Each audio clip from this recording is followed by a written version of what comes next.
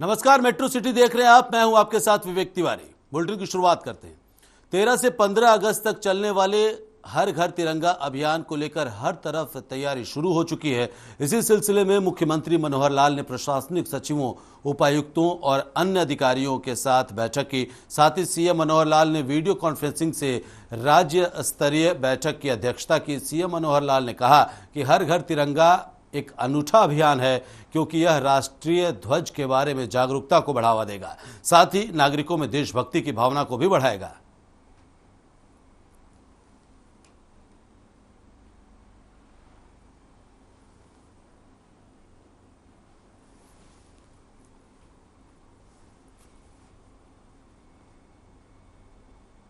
वहीं बीजेपी के प्रशिक्षण शिविर में आज आखिरी दिन और आखिरी सत्र में पहुंचे केंद्रीय कृषि मंत्री नरेंद्र सिंह तोमर ने कहा कि भारतीय जनता पार्टी कार्यकर्ता आधारित और विचार आधारित राजनीतिक दल है। उन्होंने प्रदेश में मुख्यमंत्री मनोहर लाल और प्रदेश अध्यक्ष ओपी धनखड़ की जमकर तारीफ की और कहा कि प्रदेश में इनकी अगुवाई में निरंतर विकास हो रहा है। प्रशिक्षण शिविर के आखिरी सत्र के समाप्त होने के बाद केंद्रीय कृषि मंत्री नरेंद्र सिंह तोमर ने पत्रकारों से रूबरू होते हुए कहा कि भारतीय जनता पार्टी कार्यकर्ता आधारित और विचार आधारित राजनीतिक दल है और भारतीय जनता पार्टी के जरिए ही भाजपा के कार्यकर्ता सत्ता नीति का इस्तेमाल करके जन समस्याओं का निराकरण करना, विकास को सुनिश्चित करना मुख्य काम है। उन्होंने प्रदेश के मुख्यमंत्री मनोहर लाल और प्रदेश अध्यक्ष ओपी धनखड़ की भी तारीफ की और कहा कि प्रदेश में इनकी अगुवाई में निरंतर विकास हो रहा है। उपराष्ट्रपति पद के लिए उम्मीदवार जगदीप धनखड़ के बारे में बोलते हुए नरेंद्र सिंह तोमर ने कहा कि वह बड़े अच्छे समाज सेवी हैं और पढ़े लिखे योग्य वकील हैं। उन्होंने राज्यपाल के रूप में भी अच्छा काम किया है। उन्होंने उपराष्ट्रपति पद के उम्मीदवार जगदीप धनखड़ को बधाई देते हुए कहा कि वह निश्चित रूप से विजयी होंगे।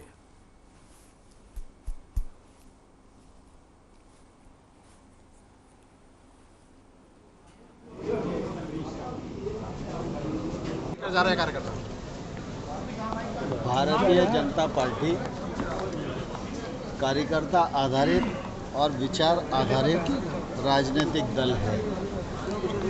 भारतीय जनता पार्टी के माध्यम से भारतीय जनता पार्टी के कार्यकर्ता सत्तारूपी अस्त्र का इस्तेमाल करके जन समस्याओं को निराकरण करना, विकास को सुनिश्चित करना और जन कल्याण करना, इस उद्देश्य के लिए काम कर।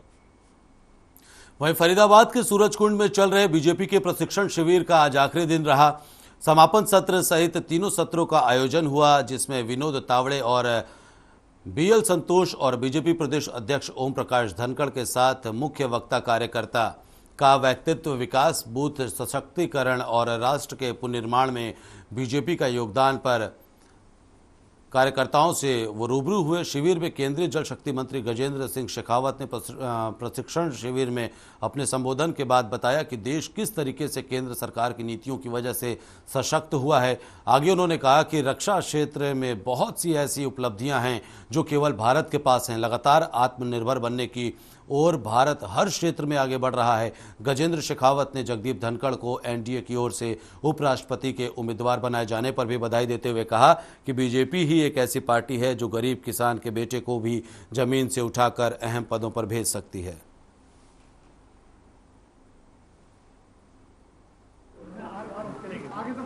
जिस तरह से हम नई राइफल्स डेवलप कर रहे हैं, हम एंटी मिसाइल पार्ट जिस तरह से डेवलप कर रहे हैं, जो दुनिया में आज न्यू एज टेक्नोलॉजी है, उनमें से कुछ टेक्नोलॉजीज आज अमेरिका के पास में भी नहीं है, कुछ केवल अमेरिका के पास में या कुछ अमेरिका, रशिया, एक आध देशों के पास में, वो आज भारत निर्माण करने लगा है।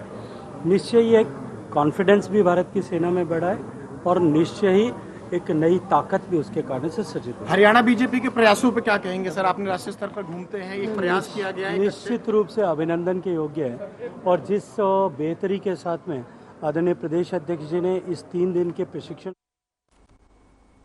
वहीं डिप्टी सीएम दुष्यंत चौटाला गुरुग्राम दौरे पर है। इस दौरान डिप्टी सीएम दुष्यंत चौटाला ने एमएसएमई कार्यक्रम में शिरकत की और डिप्टी सीएम दुष्यंत चौटाला ने कहा कि एमएसएमई जगत ने सकारात्मक दृष्टिकोण के साथ बढ़त बढ़ाई है और वहीं उद्यमियों ने उप मुख्यमंत्री को एमएसएमई में बेहतरी के लिए सुझाव दिए, जिन पर उन्होंने विचार रखने का आश्वासन दिया है। खास बात यह रही कि एमएसएमई क्षेत्र में सराहनीय कार्य करने वाले उद्योगों को भी कार्यक्रम में सम्मानित किया गया।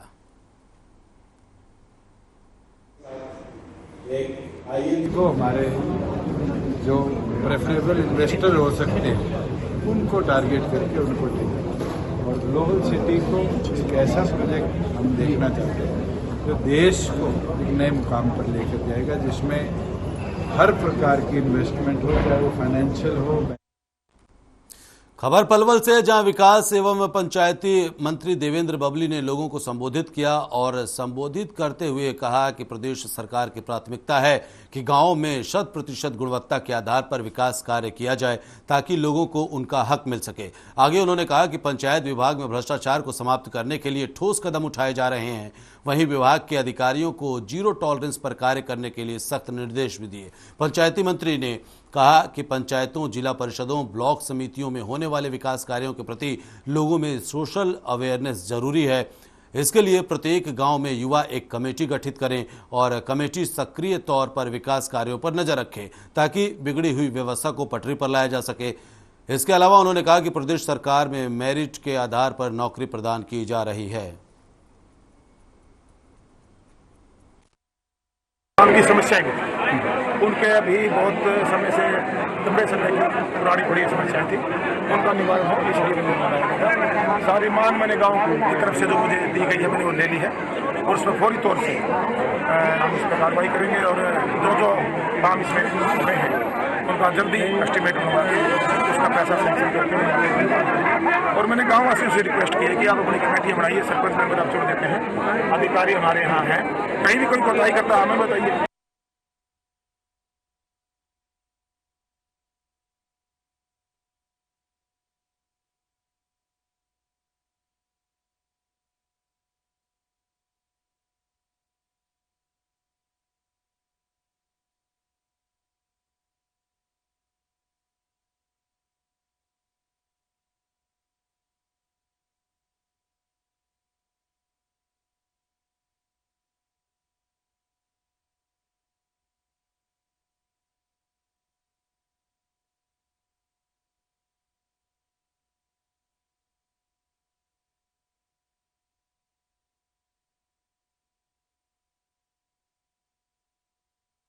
तो वहीं पलवल पहुंचे पंचायती मंत्री देवेंद्र बबली ने डीसी को फटकार लगाई है। क्या कुछ कहा है वो भी आपको हम सुनवाते हैं।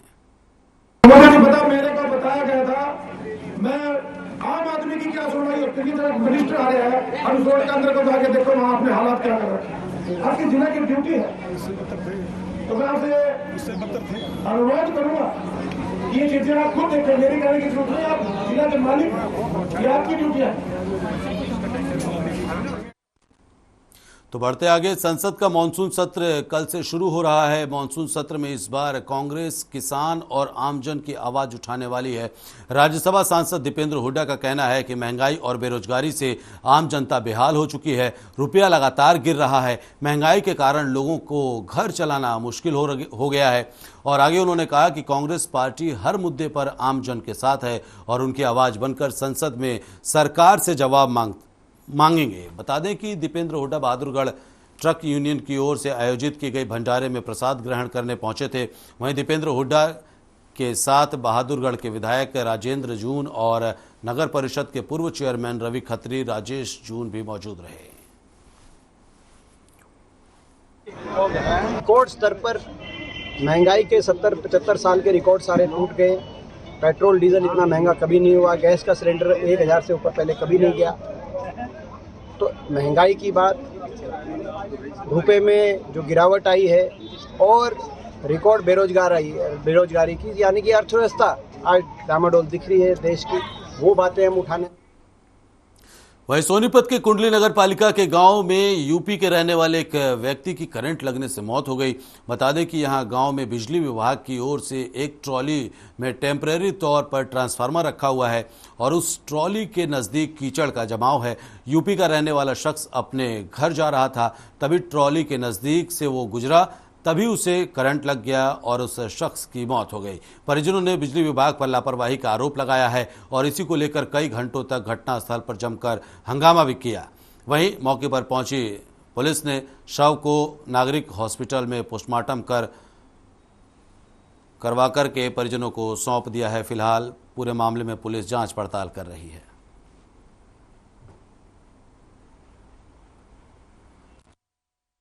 सर, ये अमरपाल लड़का था, जिला शाहजहानपुर उत्तर प्रदेश से।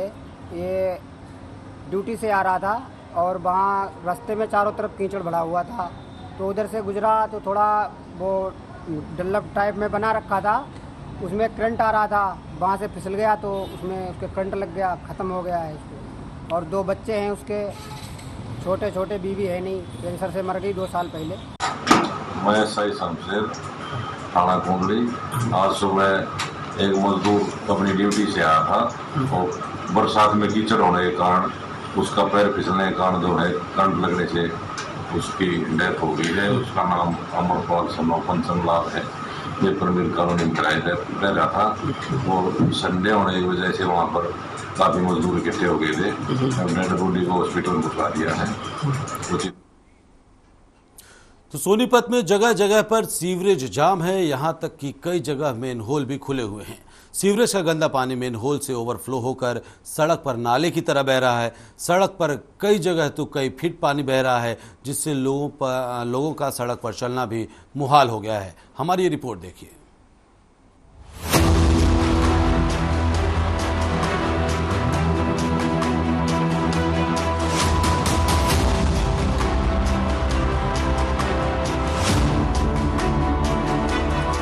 ये तस्वीरें बताने के लिए काफी है कि बारिश से पहले प्रशासन की तैयारियां कितनी पुख्ता होती हैं और उन्हीं पुख्ता तैयारियों की पोल खोल रहा है सोनीपत का ये सीवर। सोनीपत में कूड़ा उठान की समस्या का निदान हुआ भी नहीं था कि सीवरेज की व्यवस्था ने हालातों को और ज्यादा बदतर बना दिया है और लोगों को मजबूर कर दिया है नारकीय जीवन जीने को। पैदल निकलने वाले बच्चे और बुजुर्गों को गंदे पानी से होकर निकलना पड़ता है और वहीं दुकानदार और मकान मालिक अपने घरों के बाहर लगे गंदे पानी के चलते अपने घर में ही कैद हैं। नगर निगम की लापरवाही लोग झेल रहे हैं। बार बार शिकायत देने के बाद भी नगर निगम कोई ध्यान नहीं दे रहा है। रोड के बीचों बीच से गहरा गड्ढा हादसों को न्योता भी दे रहा है। सोनीपत बस स्टैंड के पास ही रोड है, बिल्कुल पानी से भरा हुआ। 3-4 दिन से निकलने का कोई जगह नहीं यहाँ पे। बहुत परेशान है, इतनी बदबू आ रही है। पैदल लोग तो जा नहीं सकते ना, पैदल लोग कहाँ जाते। ये बाबा चौक रोड है जी, बस अड्डे वाला। यहाँ पे बहुत बुरा हाल हो रहा है। बिल्कुल सीवर लाइन में इतनी रुकी पड़ी है, गंदा नाला बन रहा है सड़क का। इसका बीमारी फैलने का खतरा हो रहा है। बिल्कुल सांस नहीं आ रही, दिमाग में गैस चढ़ गई है, बिल्कुल मरने के हालात हो रहे हैं यहाँ। इतनी बीमारी कोई ग्राहक ही नहीं है, खाली बैठे हैं यहाँ पर। शिकायत दी है इसकी? यहाँ शिकायत दे ली, आए थे, कुछ समाधान तो नहीं हुआ कुछ। वहीं सोनीपत के बस स्टैंड मामा भांजा चौक पर सीवरेज का ओवरफ्लो होने से गंदा पानी सड़कों पर नाले की तरह बह रहा है और स्थानीय दुकानदार और यहाँ रहने वाले लोग नगर निगम को कई बार शिकायत कर चुके हैं। बावजूद इसके नगर निगम की तरफ से कोई भी संज्ञान नहीं लिया गया है। हालात यह है कि सुबह के समय बच्चे स्कूल के लिए निकलते हैं तो उनके जूते गंदे पानी में भीग जाते हैं, जिससे बीमार होने और संक्रमण बढ़ने का खतरा मंडरा रहा है। वहीं नगर निगम की ओर से मेन रोड पर बीच में ही गड्ढा खोदा गया है, जिससे ट्रैफिक व्यवस्था काफी प्रभावित हो रही है। ये तस्वीरें इस बात की साक्षी हैं कि नगर निगम की लापरवाही से प्रतिदिन लोगों का जनजीवन और रोजगार प्रभावित हो रहा है। खैर, स्थानीय लोग करे भी तो क्या करें, सिर्फ प्रशासन से गुहार लगा सकते हैं कि प्रभु निजात दिला दो इस गंदे पानी से। हमारा जी नाम यह जी कह रहा है कि गंदा पानी सीवर बंद हो रहे हैं बस अड्डे से और दिल्ली रोड सारा पानी पानी है। हाँ, जहाँ परेशानी दुकान में बहुत परेशानी वो आपके हमारे को एक परेशानी का बीमारी का होना जी। तो कहीं शिकायत करिए आपने इसकी? आज भी पड़ेगी। ऐसी साहब आए थे, निखिल मिलान साहब जी आए थे, उनको आते ठीक कर देंगे। आज छुट्टी कर देंगे, आज संडे है, छुट्टी हमारी, कल आएंगे। कल देखो आगे का तो सीवर बंद है, नाले के पास 2 वहाँ ब्लॉक हो रही है, जल्दी से पानी चले आ गई है। मैं दुकानदार हूँ, मैं ये 4 दिन से समस्या है जी। मेन लाइन ब्लॉक है, मेन लाइन हम ये चाहते हैं इसका स्थायी समाधान हो। इसका मरम्मत करने भी तो आए थे, क्या हुआ? मरम्मत करने आए थे, लाइन अभी खुली नहीं है। लाइन वो लगे हुए हैं वही लाइन चालू करेंगे। अभी लाइन खुले ब्लॉक लाइन अभी 4 दिन से सारी सड़क पर पानी भरा हुआ है, आने जाने जनता परेशान है। दुनिया जहान एक ओर और बारिश के दिनों में नगर निगम प्रशासन की व्यवस्था एक ओर, जो लोगों के लिए मुसीबत बन जाता है। लेकिन सवाल यही है, हर बार हर साल ऐसी ही तस्वीरें सामने आती हैं, लेकिन इस ओवरफ्लो की समस्या से प्रशासन खुद सबक नहीं लेना चाहता है और छोड़ देता है लोगों को उनके हाल पर। सोनीपत से हर खबर के लिए लाजपत की रिपोर्ट।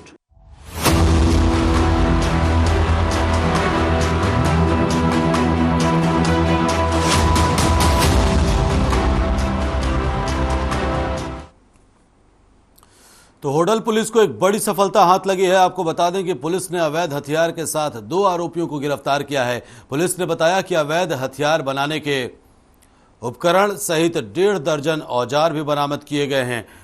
पुलिस का कहना है कि आरोपियों के 2 अन्य साथी अभी भी पुलिस की गिरफ्त से बाहर हैं, उन्हें भी जल्द गिरफ्तार किया जाएगा।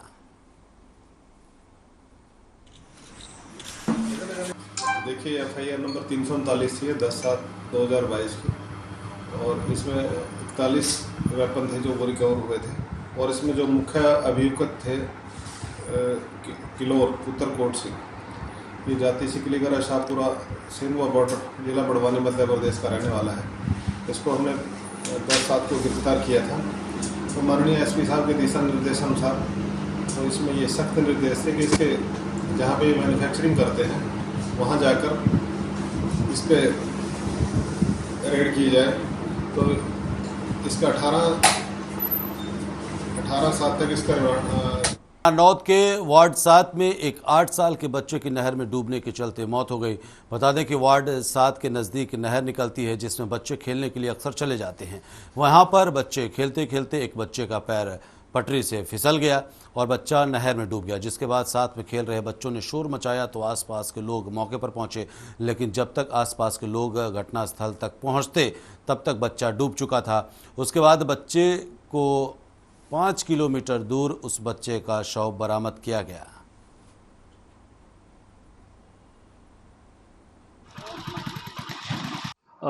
सवा 12 बजे के अराउंड यहाँ पे एक बच्चा लाया गया दीपांशु नाम से, जिसकी उम्र करीब 8 वर्ष बताई जा रही है। यह नानुंद के वार्ड नंबर 7 से ही बिलोंग करता था। और जैसा कि जो इसको साथ लेके आए थे उनसे पता लगता है कि बच्चा जो नानुंद नहर है वहाँ पे डूब गया था। तो जब यहाँ पे लेके आए 12:15 बजे के अराउंड हमने देखा बच्चा बेहोशी अवस्था में था। बच्चे 2-3 बच्चे साथ में चले थे नदी पे खेलने जा रहे थे, चप्पल निकल गई पाँव में से। चप्पल उठाना पानी में बड़े तो बच्चा फिसड़ गया। फिसड़ने का तैरना नहीं आता, इस नदी में डूब गया और ये माजरा प्याव से। वहीं जुलाना के गांव फतेहगढ़ में बिजली गिरने से एक युवक की मौत हो गई। युवक की मौत होने से गांव में मातम छा गया। जानकारी के मुताबिक फतेहगढ़ गांव के रहने वाले अंकित अपने पिता और चाचा के साथ धान के खेत में काम करने के लिए गया हुआ था और शनिवार को अचानक बिजली युवक पर गिर गई। इससे अंकित गंभीर रूप से झुलस गया, जिसके बाद युवक को रोहतक PGI पहुंचाया गया, जहां डॉक्टरों ने उसे मृत घोषित कर दिया। इस घटना के बाद से पूरे गांव में मातम छाया हुआ है।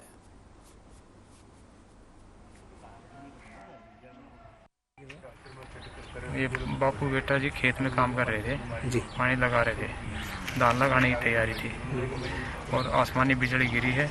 दोनों बाप बेटा 15-20 फीट के गैप में खड़े थे, लेकिन लड़के को शौक लग गया और लड़का औंधे मुँह गिरा। औंधे मुँह गिरने से उसका चेहरा नीला पड़ गया। तो उसके बाद तुरंत यहाँ से हॉस्पिटल लेके गए, लेकिन डॉक्टरों ने उसको तब तक बताया कि देर हो चुकी थी। ये एक फतेहगढ़ की घटना है। खेत में फतेहगढ़ का एक लड़का अंकित सोनोप्रादेश जो खेत में कार्य कर रहा था और आसमानी बिजली गिरने से हादसा हो गया और उसकी मौके पर ही मृत्यु हो गई थी। जिस सूचना पर पुलिस ने शव को कब्जा में लेकर उसका पोस्टमार्टम करवाया। और वहीं कुरुक्षेत्र के एक निजी स्कूल से बस चालक की लापरवाही का मामला सामने आया है, जहां चलती गाड़ी से 5 साल की बच्ची न सिर्फ गिर गई बल्कि उस पर गाड़ी का पिछला टायर भी चढ़ गया। टायर चढ़ जाने से बच्ची के हाथ पैर में फ्रैक्चर आ गए हैं और पुलिस घटना के 4 दिन बीत जाने के बाद भी अभी तक केस दर्ज नहीं कर पाई है। बच्ची का इलाज अभी कुरुक्षेत्र के निजी अस्पताल में चल रहा है। घटना का एक वीडियो इन दिनों काफ़ी वायरल भी हो रहा है, जो आपको हम दिखा रहे हैं किस तरह से बच्ची बस से गिर जाती है और उसके बाद बस का पिछला चक्का बच्ची के ऊपर से निकल जाता है। इस हादसे में बच्ची के हाथ पैर में फ्रैक्चर आए हैं और उसका इलाज कुरुक्षेत्र के एक निजी अस्पताल में चल रहा है।